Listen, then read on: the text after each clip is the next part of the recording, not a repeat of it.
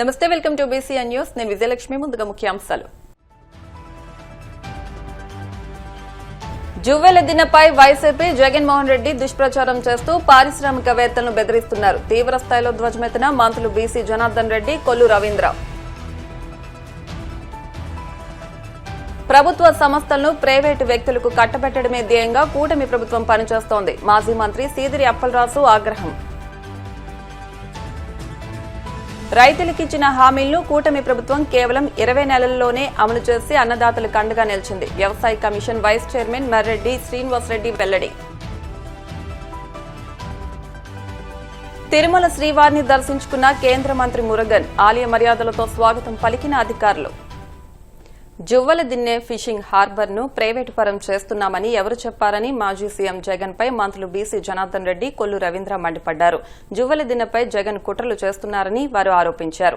రాష్ట్రంలో దాదాపు 2,500, 3,000 కోట్ల పెట్టుబడితో సాగర్ డిఫెన్స్ పరిశ్రమ రాబోతోందన్నారు. మత్స్యకారులకు ఆధునిక కమ్యూనికేషన్, వాతావరణ సమాచారం అందించే లక్ష్యంతో 114 ఎకరాల హార్బర్ భూమిలో 7 ఎకరాలను తీరం అనుసంధానం టెక్నాలజీ కోసం సాగర్ డిఫెన్స్ కు ఇస్తున్నామని తెలియజేశారు.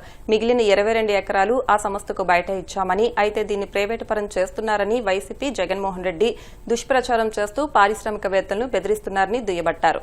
గౌరవ లోకేష్ బాబు గారు జువ్వలదిన్నె ఫిషింగ్ హార్బర్ దగ్గర సాగర్ డిఫెన్స్ ఇంజనీరింగ్ లిమిటెడ్ భూమికి దానికి సంబంధించి ఫౌండేషన్ వేయడం జరిగింది. దాని మీద పత్రికలలో రాస్తూ ఇదంతా కూడా ప్రైవేట్ పరం చేస్తూ ఉన్నారు, జువ్వలదిన్నె ఫిషింగ్ హార్బర్ అని చెప్పి కూడా హెడ్లైన్లలో రాయడం జరిగింది. ఇది ఇప్పటికే ప్రభుత్వ పరంగా ఫిషరీస్ డిపార్ట్మెంట్ వారు దాన్ని మెయింటైన్ చేస్తూ ఉన్నారు. ఏదైతే ఫిషరీస్ డిపార్ట్మెంట్ వారు చేస్తున్నటువంటి దానిలో దాదాపుగా 114 ఎకరాల 13 సెంట్ల దాకా ఉంది. దానిలో కేవలం 7 ఎకరాలు మాత్రమే దానికి సంబంధించింది మాత్రం సాగర్ డిఫెన్స్ వారికి ఇవ్వడం జరిగింది. అదేవిధంగా ఏదైతే ఈ యొక్క ఫిషింగ్ హార్బర్ ఉందో దానివల్ల కూడా అక్కడ ఉన్నటువంటి ఫిషరీస్ పట్టుకునే మత్స్యకారులకు అందరికీ కూడా ఉపయోగపడే విధంగా ఉంటుంది, వాళ్ళకు ప్రయోజనాలు ఉంటాయి. ఏదైతే ఉంటుందో ఈ ఉపగ్రహాల ద్వారా కూడా సముద్రం ద్వారా కానీ చేపల వేటకు వెళ్ళిన వారికి కానీ ఏదైనా సమాచారం అందజేయాలంటే కూడా దానికి కూడా ఉపయోగపడుతుంది అనేటువంటి ఉద్దేశంతోనే అక్కడ దానికి కేటాయించడం జరిగింది. వాతావరణం కానీ, తుఫాన్లు కానీ, ఇంకా ఏ విషయం వచ్చినా కానీ కూడా మత్స్యకారులకు ఉపయోగపడేటువంటిది సమాచారం అంతా కూడా దాని ద్వారా సేకరించడానికి అవకాశాలు ఉంటాయని కూడా, మెరుగైన సేవలు కానీ, కమ్యూనికేషన్స్ కానీ, డ్రోన్ల ఉపగ్రహాలు కానీ వీటన్నిటి మీద కూడా కేవలం ఈరోజు వైఎస్ఆర్ పార్టీకి సంబంధించిన నాయకులు కావచ్చు, వాళ్ళ లీడర్లు కూడా మాట్లాడుతూ ఉన్నారు. పరిశ్రమలో ఇష్టం లేదు, ఇప్పుడు 2,500 నుంచి 3,000 కోట్ల రూపాయలతో ఈ పరిశ్రమ పెట్టబోతూ ఉన్నారు సాగర్ డిఫెన్స్ది. ఆ పెట్టేటువంటి పరిశ్రమను ఏ విధంగా మళ్ళీ బయటకు పంపాలి, పరిశ్రమలు రాకుండా పోవాలి, ప్రభుత్వానికి వచ్చేటువంటి మంచి పేరు రాకుండా ఉండాలి అనే ఉద్దేశంతోనే ఏ పరిశ్రమ వచ్చినా దాని మీద నిందలు వేయటం, దాన్ని మళ్ళీ వెనక్కు పంపడం, లేకుంటే వారిని బెదిరించడం, రాకుండా అడ్డుపడడం తప్ప ఏ రోజు కూడా పరిశ్రమలు రావాలనేటువంటి వారికి లేదు. ఈరోజు 1,000 కోట్ల రూపాయల పరిశ్రమలు వస్తూ ఉన్నాయి, షిప్ బిల్డింగ్ వస్తున్నాయి, తర్వాత పెండింగ్ ఉండే పోర్ట్స్ కూడా కంప్లీట్ అవుతూ ఉన్నాయి, ఇంకా కొత్త పోర్ట్స్ కూడా కడతామని చాలామంది కూడా వస్తూ ఉన్నారు. వీటన్నిటిని చూసుకొని తట్టుకోలేక ఈరోజు జువ్వలదిన్నె ఫిషింగ్ ప్రైవేట్ పరం కానుంది. ఎవరు చెప్పారు ప్రైవేట్ పరం చేస్తూ ఉన్నామని? ఎక్కడైనా కానీ కూడా ఈ రోజుటికి కూడా ప్రభుత్వంలో ఫిషింగ్ వాళ్ళ తరఫు నుంచి అది అక్కడ జరుగుతూ ఉంది. అక్కడ ఇంకా చిన్న చిన్న సమస్యలు ఏవైనా ఉంటే వాటిని కూడా పరిష్కరించి త్వరలోనే ఆ యొక్క మత్స్యకారులకు అందరికీ కూడా అంకితం చేయాలని కూడా ప్రభుత్వం నిర్ణయించింది. నేను ఈ సందర్భంగా తెలియజేస్తా ఉన్నా, మీకు నిజంగా చిత్తశుద్ధి ఉన్నట్టయితే, మీలో నీతి నిజాయితీగా మీకు మత్స్యకారులకి సేవ చేయాలనే నిజమైన తపనుంటే మీరు ఏం చేశారో చెప్పండి. గత 5 సంవత్సరాలు మీరు రాజశేఖర రెడ్డి గారు ముఖ్యమంత్రిగా ఉన్నప్పుడు కూడా తీర ప్రాంతంలో భూములు కొట్టేసి వాళ్ళకి అన్యాయం చేస్తా వాళ్ళని పెట్టలను కాల్చినట్టు కాల్చేశారండి. చివరికి ఆ శవాల్ని కుక్కల్ని ఈడ్చినట్టు ఈడ్చారు. ఇవన్నీ మర్చిపోతాం అనుకుంటున్నారా? ఈరోజు వేట నిషేధం ఏదైతే 2 నెలల కాలం మార్చి 15 నుంచి జూన్ 15 వరకు సముద్ర వేట నిషేధ సమయాన్ని ఏప్రిల్ 15 నుంచి ఆ వేట నిషేధ సమయంలో 20,000 రూపాయలు ఆ రోజున ప్రారంభించింది కూడా చంద్రబాబు నాయుడు గారు. 4,000 రూపాయలతో ప్రారంభించుకుని ఈరోజు 20,000 రూపాయలు అందిస్తూ ఉన్నాం. అలాగే 50 సంవత్సరాలకి పెన్షన్, సముద్రంలో వేట చేయడానికి ఇబ్బంది పడుతున్నారంటే 50 సంవత్సరాలకి మత్స్యకారులకు పెన్షన్ ఇచ్చినటువంటి ప్రభుత్వం ఆనాడు తెలుగుదేశం, ఈరోజు కూటమి ప్రభుత్వం. అదేవిధంగా మీరు 5 సంవత్సరాలు జీవో నెంబర్ 217 తీసుకొచ్చారు. చెరువులన్నీ కొట్టేయాలని ప్రయత్నం చేశారు. ప్రభుత్వం, కూటమి ప్రభుత్వం వచ్చిన వెంటనే దాన్ని ఇమ్మీడియట్గా రద్దు చేసినటువంటి ఘనత ఇవాళ కూటమి ప్రభుత్వాన్ని. అదే కాకుండా డీజిల్ సబ్సిడీ ఆనాడు వాజ్పేయి గారు ప్రధానమంత్రిగా ఉన్నప్పుడు, నడగుదు నరసింహరావు గారు మంత్రిగా ఉన్నప్పుడు చంద్రబాబు నాయుడు గారు సహకారంతో 9 రూపాయల సబ్సిడీ ఇవాళ మత్స్యకారులకు డీజిల్ సబ్సిడీ వస్తూ ఉందంటే అది ఆనాడు తెలుగుదేశం ప్రభుత్వం చేసినటువంటి కృషి. అదేవిధంగా ప్రత్యేక మత్స్యకార గురుకుల పాఠశాలలు ఏర్పాటు చేసి అనేక మందిని, విద్యార్థుల్ని ఒక ఉన్నతమైనటువంటి స్థితికి తీసుకుని వస్తున్నటువంటి పరిస్థితి నిజంగా ఎంతో దురదృష్టకరం. అంటే 2018వ సంవత్సరం నుంచి 19వ సంవత్సరం నుంచి వేటకి వెళ్ళినటువంటి మత్స్యకారులు చనిపోతే ఎక్స్గ్రేషియా 4.5 లక్షలు ఇవ్వాల్సింది ఉంటే ఒక్కడికి ఇవ్వలేదండి. మళ్ళీ కూటమి ప్రభుత్వం వచ్చినాక ఇవాళ 95 మందికి 4,75,00,000 రూపాయలు వాళ్ళకి ఇమ్మీడియట్గా అచ్చెన్నాయుడు గారు మత్స్యశాఖ మంత్రిగా వారు రిలీజ్ చేయటం, ఇది ఒక చిత్తశుద్ధి ఉన్నటువంటి ప్రభుత్వం. మత్స్యకారుల పట్ల ఒక ప్రత్యేకమైనటువంటి ఆలోచన ఉన్నటువంటి వ్యక్తి నారా చంద్రబాబు నాయుడు గారు. ఇవాళ లోకేష్ గారు చేస్తున్నటువంటి ఈ కృషిని, దాంట్లో అవసరమైతే రేపు రాబోయే పరిశ్రమల ఏర్పాట్లో తీర ప్రాంతంలో బోట్ బిల్డింగ్స్లో కానీ స్థానికులకి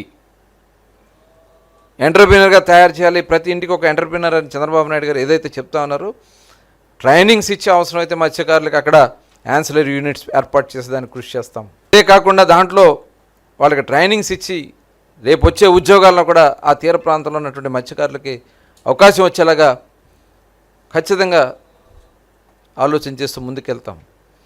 దయచేసి ఇలాంటి దుర్మార్గమైనటువంటి ఆలోచన చేస్తున్నటువంటి కొంతమంది వ్యక్తుల పట్ల అప్రమత్తంగా ఉండాలని చెప్పి, ఈ ప్రభుత్వం ఎవరు ఏ ఆలోచన చెప్పినా చేయడానికి చిత్తశుద్ధితో పనిచేయడానికి సిద్ధంగా ఉందని చెప్పి మరొకసారి ఈ సందర్భంగా తెలియజేస్తాం. కూటమి ప్రభుత్వం అధికారంలోకి వచ్చిన నాటి నుండి ప్రభుత్వ సంస్థలను ప్రైవేటు వ్యక్తులకు కట్టబెట్టడమే ధ్యేయంగా పనిచేస్తోందని మాజీ మంత్రి సీదిరి అప్పలరాజు ఆగ్రహం వ్యక్తం చేశారు. శ్రీకాకుళంలోని పార్టీ కార్యాలయంలో ఆయన మీడియాతో మాట్లాడుతూ మత్స్యకారుల సంక్షేమం కోసం జగన్ నిర్మించిన ఫిషింగ్ హార్బర్లను ప్రైవేటు పరం చేయడాన్ని తప్పుపట్టారు. రాష్ట్రంలో రోడ్లు, పోర్టులు, ఆసుపత్రులు, చివరకు ఇరిగేషన్ ప్రాజెక్టులను కూడా పీపీపీ విధానంలో ప్రైవేటు వ్యక్తుల చేతుల్లో పెట్టేందుకు ప్రభుత్వం కుట్ర చేస్తోందని ఆరోపించారు. అన్నటువంటిది మత్స్యకారులుగా మేమందరం చాలా బాధపడుతున్నటువంటి సందర్భం. అదేదో ఎఫ్ఎల్సీ కింద మార్చేస్తారు, ఇది ఎక్కడ అన్యాయం బాబు అని మేము మాట్లాడుకుంటూ ఉంటే దీనిపైన ఏదో మనం ఉద్యమం చేయాలా, దీనిపైన ఏదో మన అందరం మత్స్యకారులు సెన్సిటైజ్ చేసి పెద్ద ఎత్తున కార్యక్రమం చేయాలని అనుకుంటా ఉంటే ఒక పిడుగు లాంటి వార్త గత 2-3 రోజులుగా మెయిన్ స్ట్రీమ్ మీడియాలో చక్కర కొడుతున్నది ఏంటంటే, జువ్వల దిండు దగ్గర ఏదైతే జగన్మోహన్ రెడ్డి గారు పూర్తి చేశారో హార్బర్ని మార్చి 12వ తేదీన ప్రారంభం చేశారు 2024. ఇదే హార్బర్ని జరగాలి మళ్ళీ చెల్లికి పెళ్లి అన్నట్టు, జరగాలి మళ్ళీ చెల్లికి పెళ్లి అన్నట్టు ఇది అధికారంలోకి వచ్చిన తర్వాత ఆగస్టులో మళ్ళీ ఆనరబుల్ ప్రైమ్ మినిస్టర్ గారితో ప్రారంభం చేశారు కూటమి. ఆనరబుల్ ప్రైమ్ మినిస్టర్ గారితో మళ్ళీ ప్రారంభం చేయించారు. జగన్మోహన్ రెడ్డి గారు ప్రారంభించినటువంటి హార్బర్ని అక్కడితో ఆగేరా పోని ప్రారంభించారు కదా. ప్రారంభించారంటే ఏంటి, మత్స్యకారులకి హార్బర్ అందుబాటులో తీసుకొని రావాలి కదా. 2 సంవత్సరాలు అవుతుంది ఇప్పటికి. మత్స్యకారులు ఎవరు హార్బర్లోకి అడుగుపెట్టే పరిస్థితి ఉందా? మత్స్యకారులు ఎవరైనా అక్కడ బోట్లని నిలుపుదల చేసుకునేటటువంటి అవకాశం ఉందా? 1250 మెకనైజ్డ్ బోట్లు 1250 మెకనైజ్డ్ బోట్లు నిలుపుదల చేసుకోవడానికి, అంటే పార్కింగ్ చేసుకోవడానికి అవసరమైనటువంటి నిర్మాణాన్ని మనం చేపట్టాం. అక్కడ 100-200 కాదు, 1250 మెకనైజ్డ్ బోట్లు, అంత పెద్ద క్రే నిర్మించాం అక్కడ. మనం సుమారుగా 809 మీటర్ల లెంగ్త్తో క్రే నిర్మించి బోట్లు నిలుపుదల చేయగలిగేటటువంటి ప్రదేశం అది. దానికి 2 పెద్ద బ్రేక్ వాటర్స్ నిర్మించి దానికి అనుగుణంగా మొత్తంగా 70 ఎకరాల ప్లేస్ అది జువెల్దిన్ హార్బర్ గురించి మీకు చెప్పాలి. 78 ఎకరాల ప్లేస్లో 809 మీటర్ల క్వే నిర్మాణం, పెద్ద పెద్ద బ్రేక్ వాటర్స్ నిర్మాణం. 70 ఎకరాల ప్లేస్ ఎందుకు కేటాయించామంటే అందులో 10 ఎకరాలు ఫిష్ ప్రాసెసింగ్ ప్లాంట్స్ పెట్టించాలి. ఏదైతే మత్స్యకారులు ఫిష్ హార్వెస్ట్ తీసుకొస్తారో, మెరైన్ ఫిషర్మెన్ బోట్ల ద్వారా తీసుకొచ్చినటువంటి చేపల్ని, మత్స్య సంపదని ప్రాసెస్ చేయడానికి అనువైనటువంటి ఫెసిలిటీస్ నిర్మాణం చేయడానికి 10 ఎకరాలు అనుకున్నాం. మరి అలాగే బోట్లు రిపేర్ చేయడం కోసం అని చెప్పి ఒక పెద్ద యార్డ్ నిర్మాణం చేయడం కోసం కొంత స్థలం.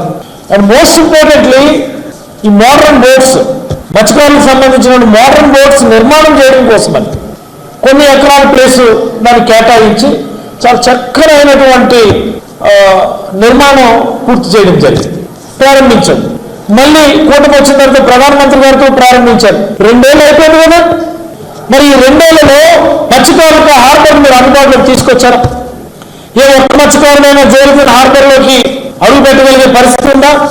ఎందుకు అవకాశం లేదు అంటే ఇదిగో ఇందుకు. ఈ ప్రభుత్వం వచ్చిన వెంటనే డిసెంబర్లో ఇచ్చినటువంటి నోటిఫికేషన్, ఈ రాష్ట్రంలో ఉన్నటువంటి హార్బర్లు, పోర్టులు కూడా ఆ నోటిఫికేషన్ కూడా ఉంది. హార్బర్లు అలాగే పోర్టులు అన్నింటినీ కూడా ప్రైవేట్ వ్యక్తులకు ఇచ్చేయడానికి ఈ ప్రభుత్వం ప్రయత్నం చేస్తుంది కనుక పూర్తయినటువంటి హార్బర్లు కూడా ఇంతవరకు అందుబాటులోకి తీసుకుంటారు.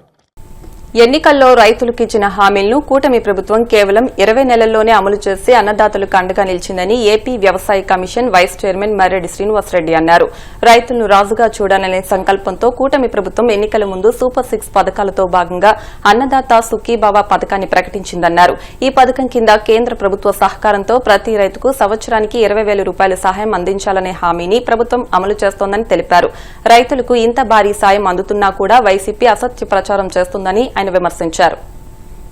ఆంధ్రప్రదేశ్ రాష్ట్ర ప్రభుత్వం రైతన్నకి అండదండగా వెన్నుదన్నుగా నిలవాలి అనేటువంటి సంకల్పంతో ఎన్నికలకు ముందు మేనిఫెస్టోలో సూపర్ 6 పథకాలను ప్రకటించడం జరిగింది. దాంట్లో భాగంగా అన్నదాత సుఖీభావ్ క్రింద కేంద్ర ప్రభుత్వం తోడ్పాటుతోటి ప్రతి రైతుకి 20,000 రూపాయల చొప్పున సాయం అందించాలి అనేటువంటిది ఆ రోజు సూపర్ 6లో ఇచ్చినటువంటి హామీ. దాంట్లో భాగంగానే ఈరోజు మొదటి సంవత్సర కాలపు 20,000లో గతంలో ఇచ్చిన 14,000 పోను మూడో విడతగా 46,86,000 మంది రైతాంగానికి 6,000 రూపాయల చొప్పున 8,935 కోట్ల రూపాయల నిధుల్ని జమ చేయటానికి మాన్యశ్రీ నారా చంద్రబాబు నాయుడు గారు, ఈ రాష్ట్ర ముఖ్యమంత్రి వర్యులు, ఈరోజు సాయంత్రం రైతు ఖాతాల్లో జమ చేసేటువంటి కార్యక్రమాన్ని చేస్తున్నారు. అన్నదాత సుఖీభవ. ఇది ఓర్చుకోలేనటువంటి వైసీపీ బ్యాచ్, ముఖ్యంగా వైసీపీ ప్రభుత్వ హయాంలో అగ్రి మిషన్ ఏపీ శామ్ Andhra Pradesh state agri mission vice చైర్మన్గా ఉన్నటువంటి శ్రీ ఎంవిఎస్ నాగిరెడ్డి గారు నిన్న ఒక ప్రెస్ మీట్ పెట్టి ఆ ప్రెస్ మీట్లో వైసీపీ ప్రభుత్వం గొప్పగా చేసింది రైతాంగానికి, ఈరోజు కూటమి ప్రభుత్వం ఏమీ చేయట్లేదు, మేము ఆ రోజు గొప్పగా 13,000 ఇచ్చాం, వీళ్ళు 20,000 ఇస్తున్నారు, 13,000 20,000 కన్నా ఎక్కువ అని చెప్పేటువంటి ఒక ప్రయత్నం. రైతులు అన్ని విధాలా కూడా ఆదుకున్నాం, ఈ ప్రభుత్వం గాలి కొదిలేసింది అని మరో ఆరోపణ. పెద్దలు ఎంవిఎస్ నాగిరెడ్డి గారికి వ్యవసాయం పట్ల కానీ విధి విధానాల పట్ల కానీ చాలా స్పష్టమైనటువంటి అవగాహన ఉన్నది అని చెప్పేసి నేను అనుకుంటా ఉన్నాను. ఎన్నికల కోసమో ఎదుటి పార్టీ పైన బురద జల్లేదానికోసమో మన వాదన కరెక్ట్ అనిపించుకోవటానికో రకరకాలు చెప్పొచ్చు, కానీ ప్రజానీకం వీటన్నిటినీ గమనిస్తూ ఉన్నటువంటి పరిస్థితిని ఎక్కడా కూడా మర్చిపోకూడదు. రైతుని రాజుగా చూడాలి అనేటువంటి మహాసంకల్పం చంద్రబాబు నాయుడు గారిది. వ్యవసాయం నిలవాలి అంటే రైతు గెలవాలి అనేటువంటి ఆలోచన అంతరంతాన తన అంతర్గతం అంతా కూడా మదనపడి ఆలోచన చేసి నిరంతరం ప్రతి పంట పైన ఒక స్పష్టమైనటువంటి ఆలోచనతోటి దాన్ని ముందుకు తీసుకుపోవాలి అనే అధికారుల్ని ఒక దిశానిర్దేశం చేసేటువంటి వ్యక్తి చంద్రబాబు నాయుడు గారు. విత్తనం నుంచి విక్రయం వరకు అడుగడుగునా దగా చేసి రైతు భరోసా కేంద్రాల పేరుతో రైతు భక్షక కేంద్రాలని ఓపెన్ చేసి చెమటని చిందించి రక్తాన్ని చెమటగా మార్చి చెమటని చిందించి పండించినటువంటి పంటలు వైసీపీ ప్రభుత్వ హయాంలో ఏ విధంగా దళారుల బ్రోకర్లు రాబందుల్లాగా రైతులను దోచుకొని తిన్నారో అందరూ చూసినటువంటి పరిస్థితి. ఈరోజు దాన్ని కప్పిపుచ్చుకోవడానికి 2 సంవత్సరాల కాలం గడిచింది కదా, ఏదో ఒకటి చెప్పి మభ్యపెట్టాలి అనేటువంటి ఆలోచనతో ఈరోజు కూటమి ప్రభుత్వం పైన, తెలుగుదేశం పార్టీ పైన, చంద్రబాబు నాయుడు గారి పైన ఆరోపణలు చేస్తూ ఉన్నారు. ఇప్పుడు కాసేపు ప్రకటనలు.